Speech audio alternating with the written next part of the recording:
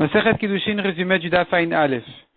Le Gemara continue et dit, ce qui avait été entamé dans le Daf précédent, quand Kadosh Baruch Hu va purifier et trier les tribus pour repérer les psulim et les ksherim, il va commencer par la tribu de Lévi.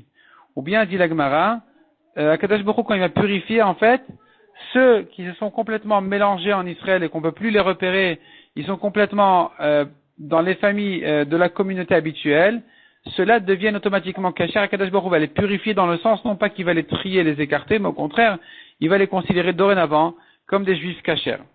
La Gemara dit que du temps de Rabbi et de Rabbi Pinchas, on voulait dire que Eretz Israël est plus forte dans son Yichus, plus propre que Bavel, mais les Chachamim n'ont pas accepté, et ils sont venus dire non, les gens de Bavel ont un Yichus plus propre, plus net que les gens d'Eretz Israël, chez qui se trouvent quand même des familles de Mamzerim. La Gemara dit, quand ils voulaient rechercher et repérer les familles de Mamzerim, ils sont arrivés finalement à des familles dangereuses, que si ils allaient les repérer comme des Mamzerim, ils allaient les tuer. Ils sont arrêtés. Et donc ils ont arrêté les enquêtes et les recherches. Mais finalement, c'était reconnu que en Eretz Israël, il y avait quand même des problèmes plus qu'à Bavel. La Gemara dit cependant, Rabbi Yitzhak a dit, comme on a vu tout à l'heure, une famille de Mamzerim qui s'est complètement mélangée dans la communauté, on ne sait plus les repérer, ils deviennent automatiquement, on les considère donc automatiquement comme des cachers. Quand Eliyahu Hanavi va venir faire le tri, il ne va que écarter ceux qui ont été rapprochés de force et qui sont quand même retenus et souvenus comme des familles problématiques. Simplement, des gens sont venus de force les rapprocher et les considérer comme des cachers. Mais ceux qui sont complètement assimilés, on ne sait plus du tout qui ils sont, ceux-là, on ne va pas les dévoiler, ils vont devenir automatiquement cachers. Et la Gemara dit, il y avait quelques familles qui étaient reconnues par les Chachamim comme des familles de Psoul. Les Chachamim les disaient en secret à leurs élèves une fois tous les 7 ans. De là, la Gemara en arrive au nom d'Hachem secret qui était transmis des Chachamim à leurs élèves une fois tous les 7 ans. La Gemara dit, il faut garder ces noms-là, le nom des 4 lettres, le nom des 12 lettres, le nom des 42 lettres. Il faut les garder en secret, ne pas les dévoiler. Au maximum possible, comme dit le pasuk Zeshmi le Olam, c'est écrit les Alem dans le pasuk sans le Vav, pour dire c'est un nom à cacher.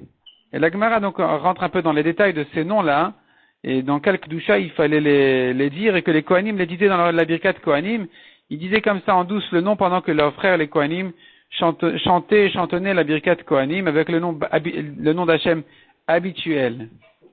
La Gemara revient au sujet donc de Yichus, en disant comme ça, dans tous les pays, tu dois considérer en principe que tous sont pasoul. À Bavel, en principe, tous sont cachers. En Eretz Israël, ceux qui sont reconnus comme cachers sont cachers. Ceux qui sont reconnus comme pasoul sont pasoul.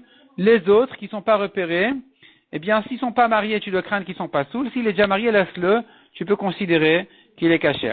La Gemara dit encore, celui qui parle la langue de Bavel, on peut le marier en considérant qu'il vient de Bavel et qu'il doit être cacher. Mais aujourd'hui, où il y a les trompeurs, les ramaïm, qui trompent et qui apprennent leur langue, pour les considérer comme des kshérim, on ne peut plus se référer à ce siman.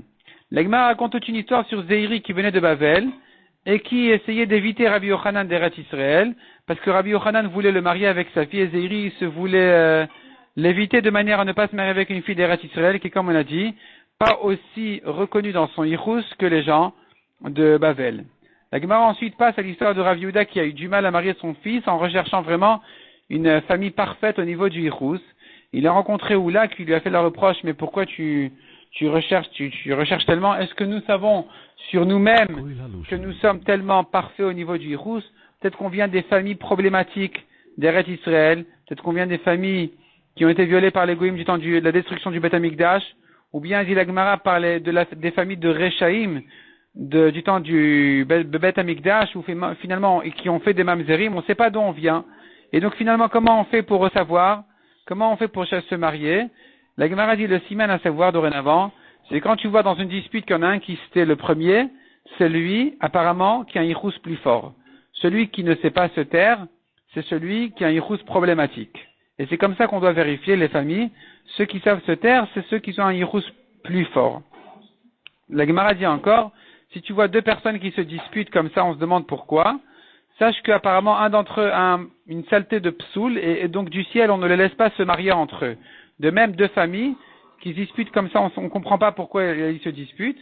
Eh bien, à nouveau, c'est pour les éloigner, les écarter l'une de l'autre, parce que dans une d'entre elles, il doit y avoir un problème de psoul. La Gemara dit comme ça. On va repérer maintenant les régions, et on va comparer leur niveau de Yichus à la santé de quelqu'un. Bavel est en bonne santé, qui veut dire ils ont un Yichus parfait. Mishon sont morts, qui veut dire ils sont tous pasoul. Madai malade, qui veut dire ils ont parmi eux des problèmes, des mamzerim. Leur majorité est quand même cachère, de même qu'un malade a une majorité de chances de s'en sortir, mais il y a parmi eux quand même une minorité de psoulim. La région de Elam sont mourants. Mourants qui veut dire ils ont une majorité de chances de mourir, une majorité de psoulim. La Gemara ensuite nous donne toutes les frontières de Bavel, au nord, au sud, à l'est et à l'ouest. Essentiellement, le centre Bavel se trouve entre les deux grands fleuves de Frat et Chidekel. Chidekel à l'est et le fleuve qui s'appelle Prat à l'ouest. Entre ces deux fleuves-là, c'est la communauté essentielle de Bavel qui sont cachères et parfaits au niveau du Yichus, comme on a dit, du temps de la Gemara. Et la Gemara nous donne donc les frontières un peu plus à l'est de Chidekel, un peu plus à l'ouest de Prat, jusqu'où va le sud, au sud de Chidekel et de Prat, jusqu'où va au nord, jusqu'où va au nord de Chidekel, et tout ce qui se trouve dans ces frontières-là sont des villes qui, comme on a dit, n'ont rien à craindre. C'est ce qu'on appelle Bavel, qui sont parfaits au niveau du Yichus. Parce que quand Ezra est monté de Bavel au deuxième Beth Amikdash, il a pris avec lui tous les psoulim de manière à ne pas les laisser à Bavel pour ne pas qu'ils s'assimilent là-bas et que finalement on oublie qui est Kacher, qui est Pasoul. Donc il a monté avec lui en Eretz Israël tous les psoulim pour les surveiller, les reconnaître et les repérer en Eretz Israël de manière à ce que Bavel, ça reste complètement propre.